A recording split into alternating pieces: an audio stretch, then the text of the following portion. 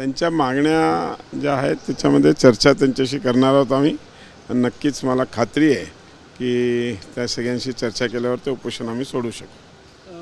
Sir, OBC नेत्यांची प्रमुख मागणी होती की ओबीसीमधनं आरक्षण देऊ नये, परंतु कालच्या जो GR काढला जरांगे पाटील यांचं उपोषण सुरू, त्यामध्ये काही संभ्रम आहे का ओबीसी नेत्यांना? काल भुजबळ नाही, असं नाही आहे. काल अभ्यास सगळ्यांनीच केलेला आहे. त्याच्यामध्ये ओबीसीच्या आरक्षणाला कुठेही धक्का न लावता मराठा समाजाला आरक्षण मिळणार आहे. त्याच्यामुळे असं काही जे कन्फ्युजन काही नाही आहे, खूप क्लिअरिटी आहे. हैदराबादच्या गॅझेट म्हणजे त्याच्यातून जे आहे कुणबी जात प्रमाणपत्र त्यांना मिळणार आहे आणि त्याच्यामुळे तो काही विषय नाही आहे.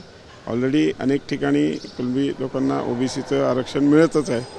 हाल बावनकुळे साहेबांच्या अध्यक्षतेखाली जी समिती नेमण्यात आली, आपण सभासद आहात, नेमकं काय काम करणार आहे ही समिती आणि नाही, कधीपर्यंत? ओबीसीच्या अनेक प्रलंबित मागण्या आहेत, त्याच्यावर चर्चा करून त्या सगळ्या सोडवण्याचा आम्ही प्रयत्न करणार आहोत. एक आरोप असाही होऊ लागलेला आहे, काही ओबीसी नेत्यांचं असं म्हणणं आहे की जवळपास 1 कोटी, 1.5 कोटी, 2 कोटी इतक्या लोकांना प्रमाणपत्र मिळणार आहे. या संदर्भातले दावे जे आहेत ते सुद्धा आज तसं काही सांगता येणार नाही. ज्यावेळेस हे हैदराबादच्या गॅझेटमध्ये ज्यावेळेस नाव येते त्यानंतर आम्ही सांगू. उपोषण